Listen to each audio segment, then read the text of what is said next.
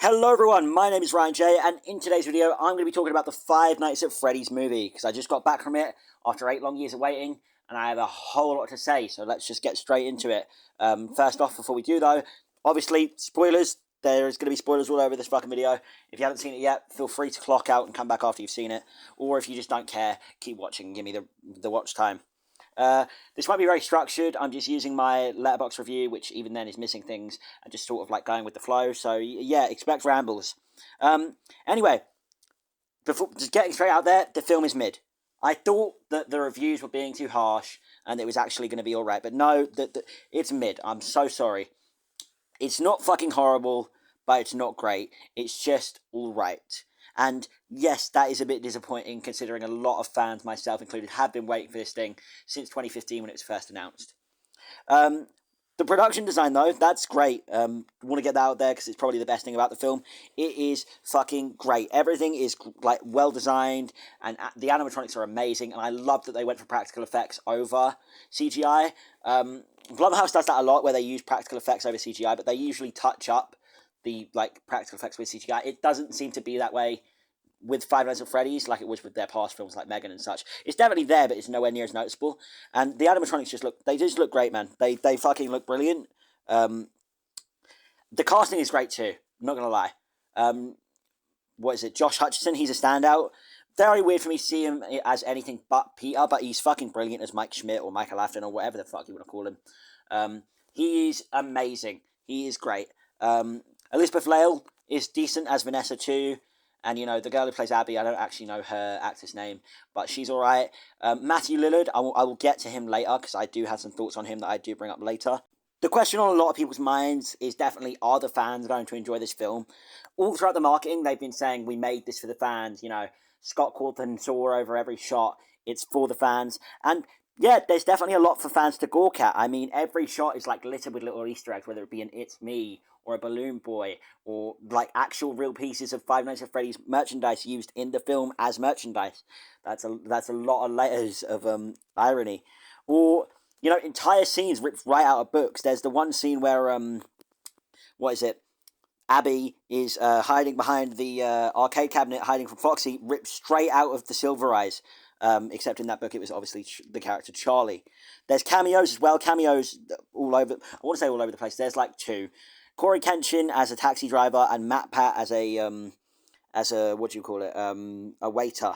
And you know, I'm very happy that they're there. Matt Pat says the line. He says the fucking "that's a theory" line, and you know, it's great. I'm so happy that the film doesn't gloss over a big part of what made the franchise so popular. Would have loved a cameo from Markiplier, but obviously he's busy filming his Iron Lung horror movie, so can understand why not. I was a bit disappointed because Matt Pat said he was in it, and he was, and I thought Markiplier was going to pull the same thing, but no, he's really not in it, so don't go in expecting to see him. What else? The use of the Living Tombstone's original FNAF 1 song. That in the credits, oh my days, the nostalgia whooshing over me. It almost made me want to give the film a 5-star rating, but then I remembered I need to be fair, and it's only worth 3 stars. What else? You know, despite what I've said about, you know, Markiplier not being in it, and, you know, that, I'm smiling all throughout, you know. There's a lot there, and fans are going to be gawking. Fans are going to be like, oh my days, I know that from the games, or the books, or the whatever else there is. Five Nights at Freddy seems to have invested every piece of fucking, like, media out there, now film as well.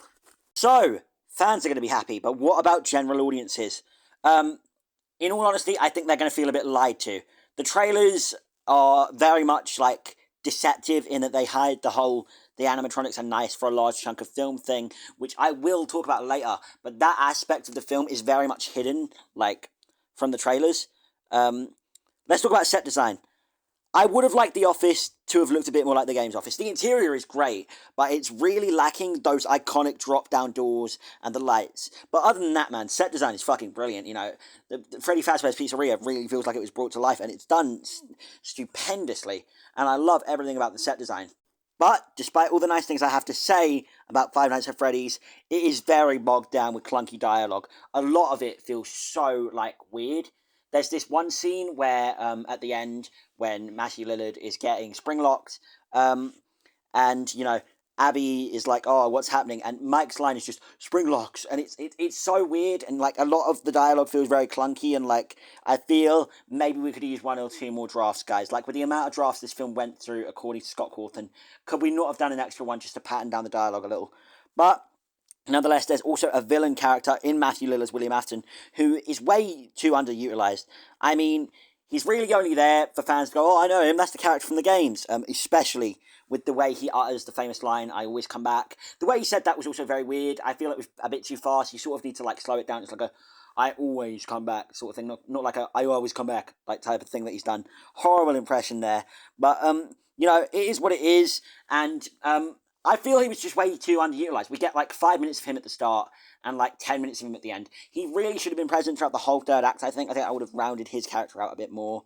And there's a twist that I predicted way before the payoff, that being the reveal that Elizabeth Lail's version of Vanessa was Afton's daughter all along. And I just predicted that way earlier, and, maybe that is just my knowledge of the games aiding me a bit too much and ruining the movie a bit for me. Maybe general audiences will be more like to that reaction. I don't know. I guess I'm just going to have to wait and see.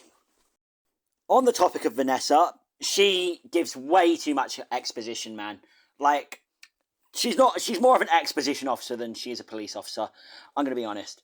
And that just got annoying at times. It made me like struggle to connect with her and think of her as a character and not just exposition incarnate.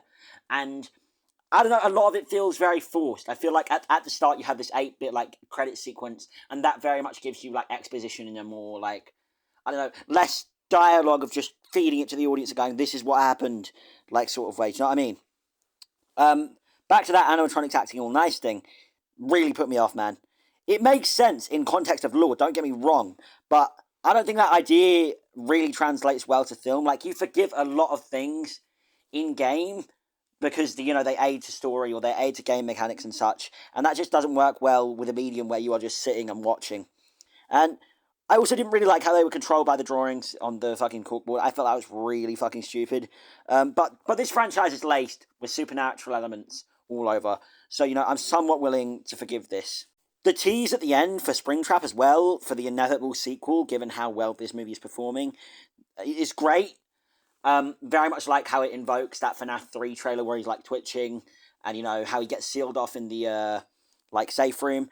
Really like that, and can't wait to see it play out in the second film. The last thing I want to mention is horror. Five Nights at Freddy's is a horror franchise, as much as all the children want to say that it's not. It is. It has been that since the roots, and I kind of wanted the film to be very horror-based, but it's just not. And it was always not going to be, because, the fan base is children, literal, like, infant mouth breathers, who are going to want to see this film. And over in America, it's PG-13, and over here in the UK, it's a 15.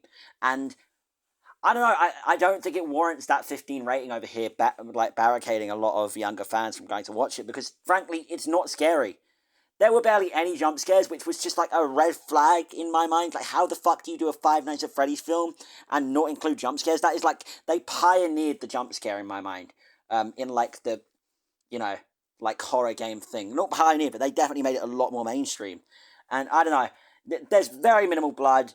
I think the only thing that made me go, "Oh, that's a bit gruesome," is the scene where Mike is, he just barely escapes getting his face fucking, like, swirled and shit, or whatever you call it, by the claws. And he goes down, and you see the first night guard's, like, corpse from the start of the film, and his face is, very, like, ugh. And I think that's, like, the only scary, like, semi-scary thing there. Anyway, overall, Five Nights at Freddy's starts out good and gets a bit iffy in the middle, but then returns to a high in the very end. Hopefully they can balance that out in the sequel, as well as, getting the mix of not being too, like, misleading to general audiences, as well as appeasing, like, fans. Hopefully they can get that more well balanced out in the sequel.